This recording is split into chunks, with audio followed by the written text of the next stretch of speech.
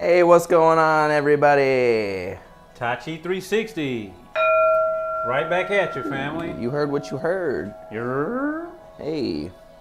So, before we all get started, everybody, we got a couple things we'd like to go over. One of those things is definitely Tai Chi standing, because how are you going to do anything if you don't know where to start from? Am I right? Or am I right? You're definitely right, my brother. All right. Gotta know how to stand Yeah, so here we go. properly. Gonna give you a view of the feats, and Sifu is gonna walk us through. Right, so whenever we're doing our Tai Chi, we say play the form. Well, we're talking about the height of the stance, right? So we have a high stance, a medium stance, and a low stance. Typically, most people never train in the lower stances in Tai Chi. It's usually the middle or the higher stances that you see. And it is actually recommended that we always go back to the low form, but be aware of all three. So today, we're going to go over the most common height, which will be about the medium height. So as you see me here measuring the distance in between my feet, I use my foot to get the distance in between my feet, and that's going to give me about my natural shoulders width distance. And that's what you want to do as well. Not too wide, also not too narrow. This will be too narrow, and this will be just about perfect. You can see it's about the length of one of these tiles here, about 12 inches. A lot of things to keep in mind in regards to Tai Chi standing. You know, we want to make sure that our feet are not grasping the ground. The toes are very relaxed. The bottom of our feet are placed softly upon the earth's surface. Also, our knees are always slightly bent. And notice that I did say slightly, because too much is just as bad as not enough. So just a little bend in the knees, not too much.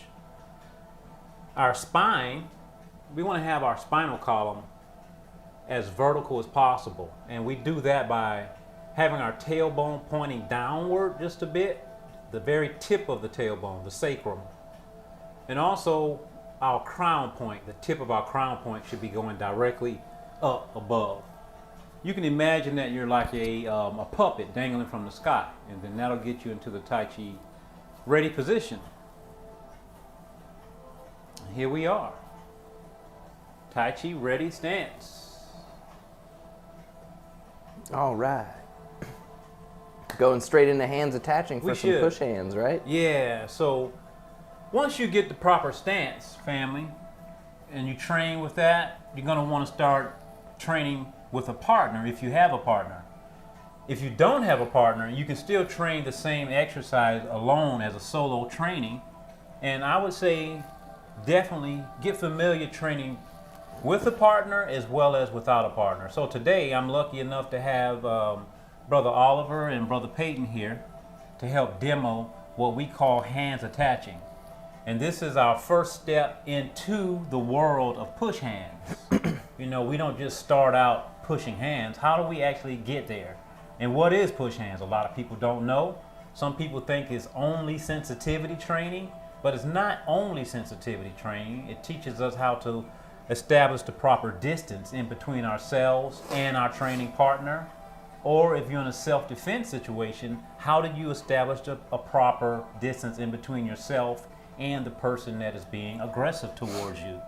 Right, so you see that our feet are relatively in line with each other. Let me move my feet. Both of my feet are on these lines, and both of Ollie's feet over there are on those lines. So it should be no surprise when we go through this stepping that our hands are shoulders length apart, and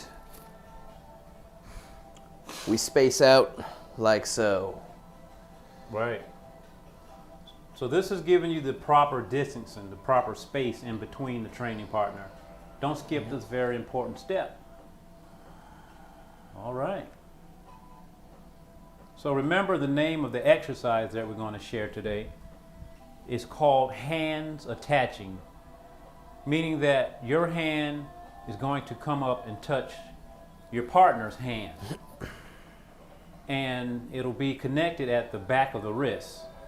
So you guys want to go ahead and give it a go one time? Yep. And then Yep. we'll go back over it a few times. I'll start shifting left here on the next inhale. And it might be a little bit difficult for you guys to see from that angle, but I'm shifting left. I'm opening up my right foot to face 45 degrees off, and I'm replacing the ball of the foot with my heel towards Brother Ali, and he's doing the same. So we're gonna find our distancing once again. All right, our distancing is good.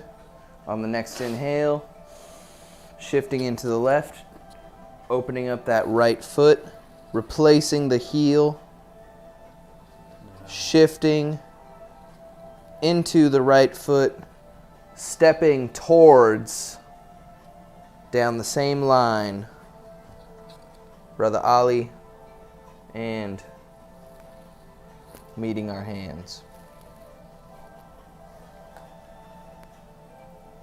All right. That's good. So both of you have your left hands forward, touching at the wrists. And you're lined up what we call toe to toe. Yep. So there's different distances here, right? So this will be almost like inside of the toe to toe, so it's really close. Also, you can bring your foot back a little bit further, right? So this is the next distance, even a little bit more, right there, right? So this will be toe to toe, right here. But this is also a space where you were before. It's just showing you the different spacing, right? When you get in here, you're moving closer and towards the grappling range, right? Inside of here. This will be more like stand-up range, toe-to-toe. Clenching range. Gotcha. Get it? Also notice that you can draw a line across to this toe. You can draw a line from this toe to this toe, and you can draw a line from here to here. So you have three toe-to-toes. That's a good one. So here, do it again so they can see how you get there. How do you actually get there? That's what's important. So pay attention to how Peyton describes the way that his body is going to move. Pay attention. All right, so on the next inhale, now that Brother Ali and I have got our spacing, I'm going to shift into my left leg, emptying the weight from my right. Turning my toes so that they're 45 degrees out. I'm going to replace the ball of the foot with the heel, and then shift my weight directly into that foot, moving my left foot now straight down the line. Perfect. That's perfect. That's toe to toe. Look at that alignment right there. Boom. Then here and on that side. You got three. Yep. That's what you want. That's Nice. what you want. Will you go and angle that up towards us real quick? Thank you, Sifu. So let them see the back of the hands. Good idea. Yeah. So notice how the back of the wrists have come together. Oh, just like this, Oh, Sifu. okay, just this. I gotta go back. Oh, okay. I got Yeah. it. Go ahead. And then I and just get this line right here so that it's nice and straight on the top there. And then we're looking good. Haha. All right. I'll cheat and get back in reverse. So straighten your wrists a little more. All right, there you go. Thank you, Sifu. Yep. All right. So that's coming up to hands to hand. So from here, you would go into your horizontal push hands, which would be the first type of push hands. But this is how we get there. Yep. Yeah, just shifting back and forth. Keeping the shoulder quad open. You see what happened? A lot of people, they just start off pushing hands, but they didn't go through the distancing that we just went through. How do you get there without clashing into a person? So it helps you to put your body into the right place from the very beginning. Place your feet in the right place from the very beginning. Hands attaching is the name of it. That's it. And you want to be able to do this same type of drill using not only the hand that you feel comfortable with, but go with the other hand as well. Most people feel comfortable on one side and don't feel comfortable on the other side. Oh, I jumped the gun. I changed doors on him. That's all right. They'll learn to change doors on the next video. Yeah, they will. So they just change from left hand to right hand, or right hand to left hand, and there's a proper way to change as well. But we're going to say that for the next video for you, so we don't give you too much information at once, because all of these different exercises should be trained individually and then put together, just like you would put a big puzzle together. So you isolate and then you bring them back together. That's it, family. Keep that bottom hand on top of a Tai Chi ball here. There you go. Good. And a lot of people get bored with this. They want to start throwing each other around. And that's when you miss the whole point of the exercise, because it's not about throwing anybody around. It's about working with your partner, teaching your partner how to deal with force coming from various directions, and your partner is teaching you the same thing simultaneously. So both people are here to learn from each other, not to win. And the advantages of playing with a partner versus playing with a wall or a bush is the partner has a core that he expands and can play with you from. And give you some real feedback. You can practice this on walls or light-limbed bushes, I guess I would say. Inanimate objects. Right, right. But without another person responding with their core, you don't have something to follow that is a source. Yeah. So you don't really get the feedback, the real feedback. Right. Keep this some more. Yeah. There you go. So another name for push hands, I like more than push hands, is sensing hands. So you're kind of feeling, your hands actually become your ears, because we can listen with our whole body. And this will help us with our sensitivity skills, because we're feeling into our partner too. You know, first we attach, right? The hands attach. And then we fuse to the skeletal system. So attach with the skin, fuse with the skeletal system. Then you can stick, and then you can follow.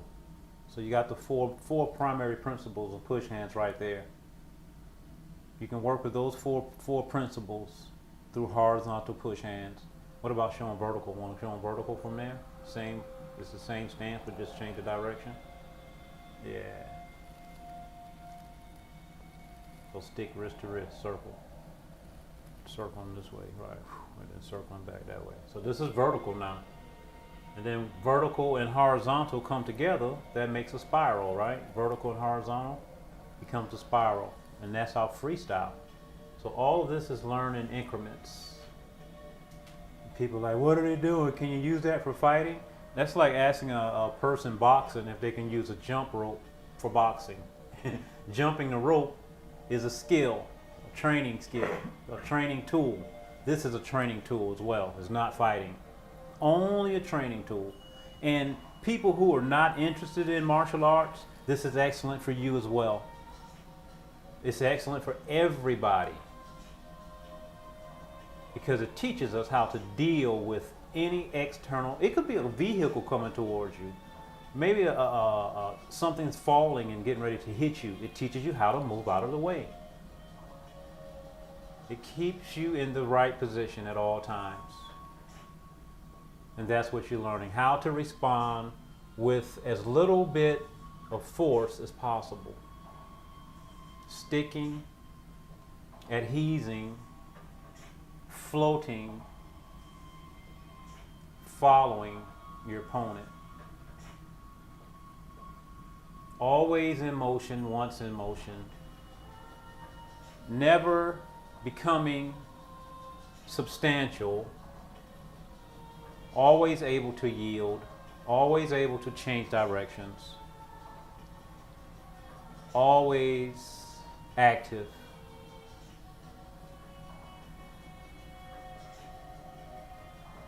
Listening. Tai Chi push hands, family. If you have not seen the video before this, be sure to watch that one dealing with Tai Chi standing so that you can get ready to get into single hand push. This is single hand push. And if you have been enjoying the content that we've been putting out a lot of content. Be sure that you get the updates, family. Only if you enjoy the content, be sure to subscribe.